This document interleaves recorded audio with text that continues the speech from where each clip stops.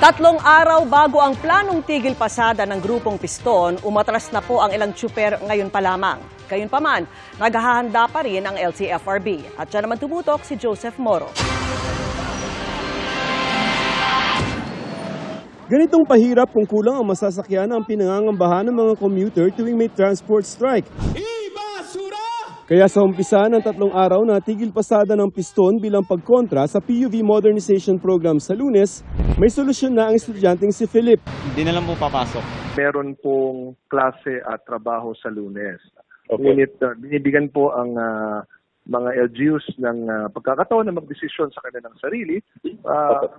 Pero dito po sa San Juan, gusto ko pong sabihin na meron pong pasok.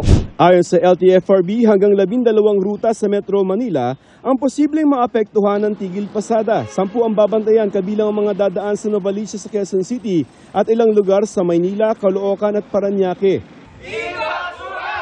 Bukod sa mismong Piston, makikiisa sa kanila ang mga transport group na bumabiyahe sa Pasig, Taguig, Marikina at Makati. Pero di lalahok ang mga biyaheng UP Katipunan tulad ni June na nakikipagsalitan lamang sa pamamasada. Natapat ang schedule niya sa Lunes. Kawawa naman yung mga anak mo kung matapat na strike tapos may biyahe ka, di titigil ka pa. Sayang naman.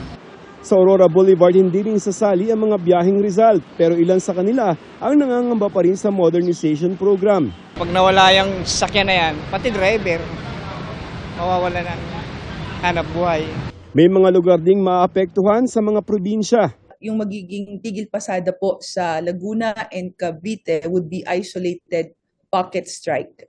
Pagtitiyak ng LTFRB, may mga ipapakalat na mga libreng sakay galing sa mga lokal na pamahalaan at iba't ibang ahensya ng gobyerno na sasapat sa 10,000 mga pasahero. May mga iba't ibang staging areas din kung sakasakaling magkulang ang pampublikong sasakyan sa Lunes hanggang Miyerkules. Naniniwala naman po tayo, sir, na hindi naman mapaparalisa. Gusto ng Piston na paluwagin ang pagpapatupad ng PUV modernization program.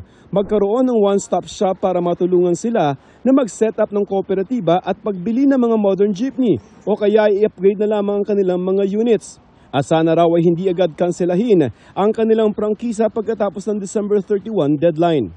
Para sa GMA Integrated News, Joseph Morong, nakatutok 24 oras. Mga kapuso, kasama nyo kami 24 oras. Mag-subscribe sa GMA Integrated News sa YouTube.